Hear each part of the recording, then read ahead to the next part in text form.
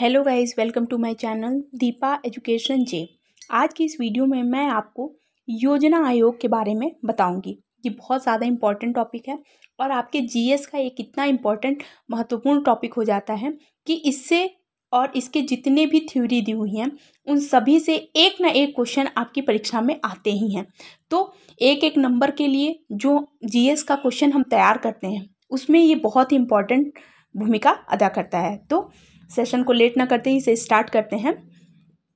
सबसे पहले हम जानेंगे कि योजना आयोग का गठन कब हुआ।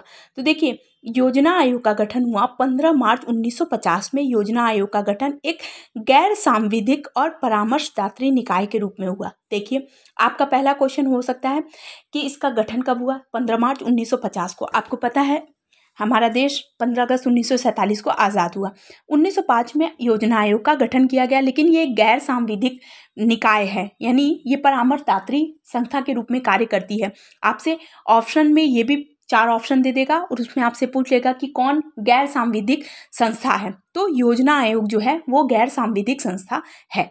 ठीक, आगे है प्रथम योजना आयोग के अध्यक्ष।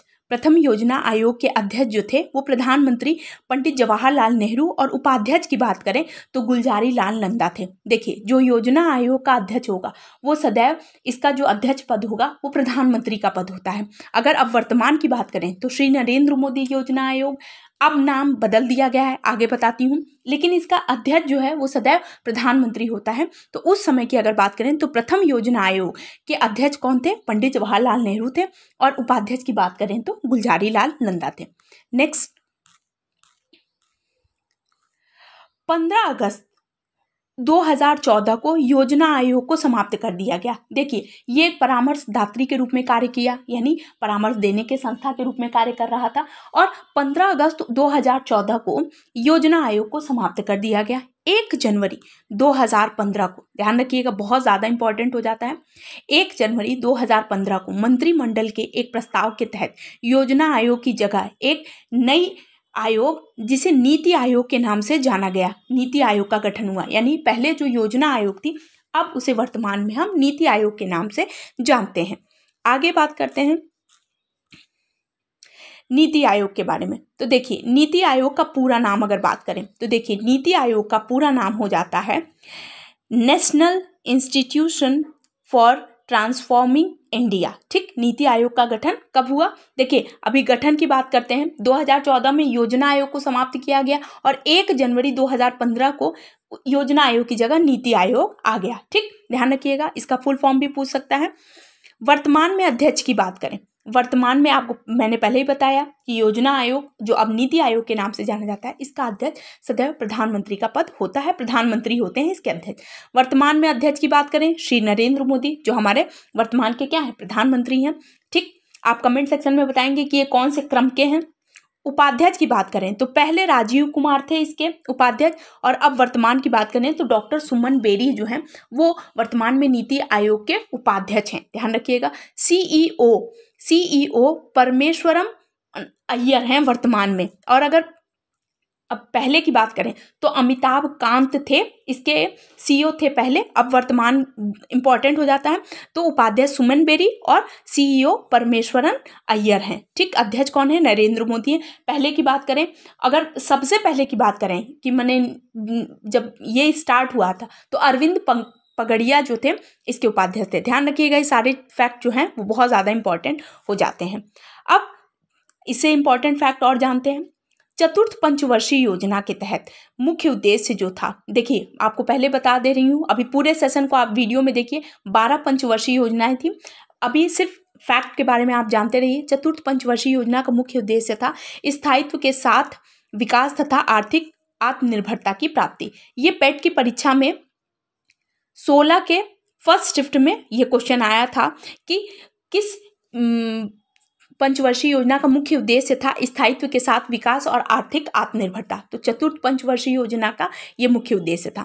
8वीं पंचवर्षीय योजना में प्राथमिकता दी गई किसको?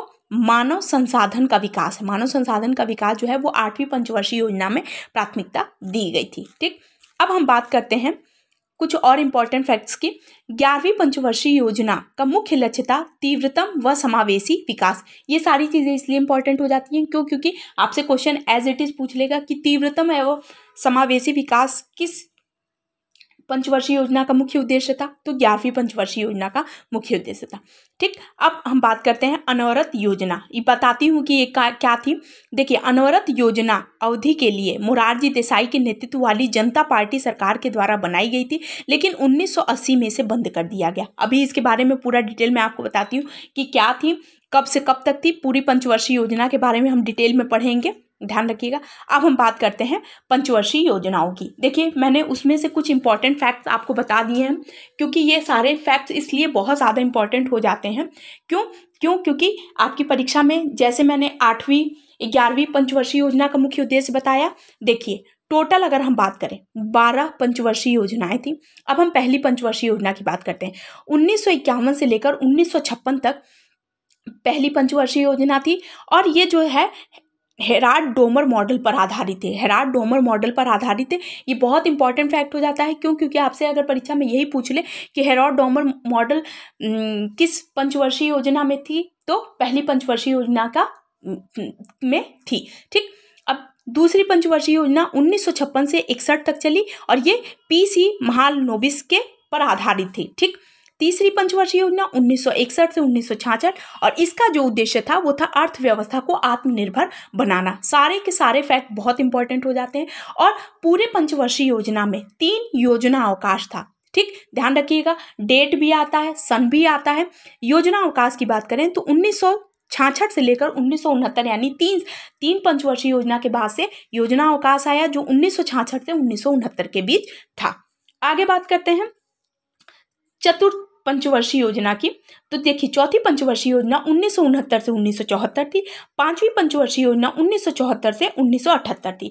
गरीबी हटाओ का उन्मूलन भी पांचवी पंचवर्षीय योजना का था। ध्यान रखिएगा, इंपॉर्टेंट होता। गरीबी हटाओ का नारा किसमें दिया गया था? पांचवी पंचवर्षीय योजना में। अनवरत योजना फिर चली। देखिए, पहले में क्या था? योजना अवकाश। अब इसमें अनवरत योजना चली 1978 से 1980 के बीच। इसके बारे में हम पहले चर्चा कर चुके हैं। अनवरत योजना की इसको जो है मोरारजी देसाई की सरकार में नेतृत्व पार्टी में लाया गया था, और लेकिन 1980 में इसे बंद कर दिया गया। ठीक, अब हम बात करते हैं छठी पंचवर्षीय योजना की। तो देखिए, छठी पंचवर्षीय योजना की अगर हम बात करें तो 1980 से 1985, सातवीं पंचवर्षीय योजना 1985 से 1990, और डब्ल्यू मिलर मॉडल पर आधारित थी सातवीं पंचवर्षीय योजना। उसके बाद फिर से योजना अवकाश आया 1990 से 1992 के बीच। फिर आठवीं पंचवर्षीय योजना 1992 से 97, नौवीं पंचवर्षीय योजना 1997 से 2002, 10वीं पंचवर्षीय योजना 2002 से 2007, 11वीं पंचवर्षीय योजना 2007 से 2012, और 12वीं पंचवर्षीय योजना 2012 से 2017। मैंने आपको बताया कि 1 जनवरी 2015 से इसकी जगह पर अब आ गया नीति आयोग। ध्यान रखिएगा, बहुत इंपॉर्टेंट हो जाता है। कब आया? डेट इंपॉर्टेंट है। 1 जनवरी 2015 से नीति आयोग समाप्त कर दिया गया था। तो 15 अगस्त 2014 में ही इसे चूंकि पंचवर्षीय योजना क्या थी, 12वीं पंचवर्षीय योजना तक पूरा डेट सन क्या था? फिक्स था 2017 तक। लेकिन इसे बंद कब कर दिया? ये अभी भी क्या है? प्रवर्तन अभी भी लागू है, लेकिन अब इसे नीति आयोग के नाम से जाना जाता है। और इसका जो मुख्य उद्देश्य होता है, जैसे पहले था कि हर 5-5 साल के लिए योजना बनेगी, जो सरकार ये देखेगी कि जो योजना बन रही है सरकार उस पर किस तरीके से कार्य कर रही है, लोगों को इससे कितना लाभ हो रहा है, कृषि में कितना बदलाव आ रहा है, हरित क्रांति किसके बदले में आई। तो ये सारी चीजें जो बदलाव दिए गए थे उसके लिए ये योजना बनाई गई थी कि पहली पंचवर्षीय योजना में जैसे कृषि को महत्व दिया गया, कितना उत्पादन हुआ, कितनी हानि हुई, दूसरे में क्या हुआ, फिर राउरकेला भिलाई संयंत्र, ये जितने भी दुर्गापुर संयंत्र जो मतलब बनाए गए थे वो इसी योजनाओं के तहत बनाए गए थे। क्योंकि देखिए, डेवलपमेंट करना बहुत ज़्यादा ज़रूरी था। तत्काल अभी भारत क्या हुआ था? आज़ाद हुआ था। तो ऐसी योजनाओं का निर्माण करना इसलिए ज़्यादा ज़रूरी हो गया था ताकि हर एक पक्ष पर क्या हो, भारत सरकार का ध्यान जा सके, हर एक छोटा बड़ा पक्ष पर ध्यान जा सके। 2014 में इसे समाप्त कर दिया गया, और 1 जनवरी 2015 से यही योजना आयोग नीति आयोग में परिवर्तित हो गई, जो आज भी वर्तमान में लागू है। अब हम एक बार इसे पूरे अच्छे से उसमें देख लेते हैं।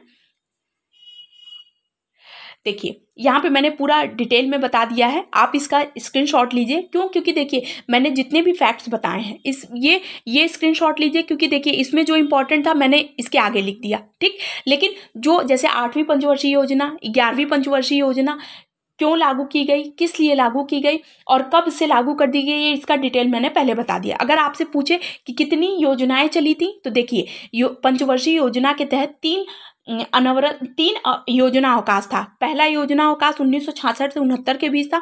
दूसरा अनवरत योजना था जो मोरारजी देसाई की सरकार में आया 1978 से 80।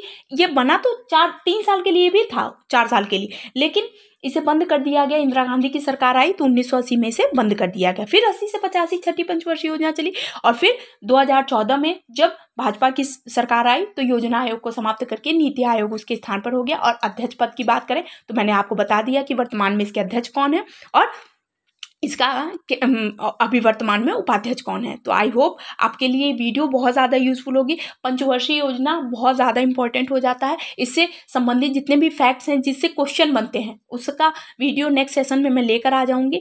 तो आई होप आपके लिए वीडियो बहुत ज़्यादा यूजफुल होगा, क्योंकि देखिए इससे क्वेश्चन आपके बन रहे हैं तो किसी भी टॉपिक को हम छोड़ नहीं सकते हैं। तो ध्यान रखिएगा, ये सारे टॉपिक आपके लिए बहुत ज़्यादा इंपॉर्टेंट हो जाते हैं। तो आई होप आपके लिए वीडियो भी बहुत ज़्यादा यूजफुल होगी।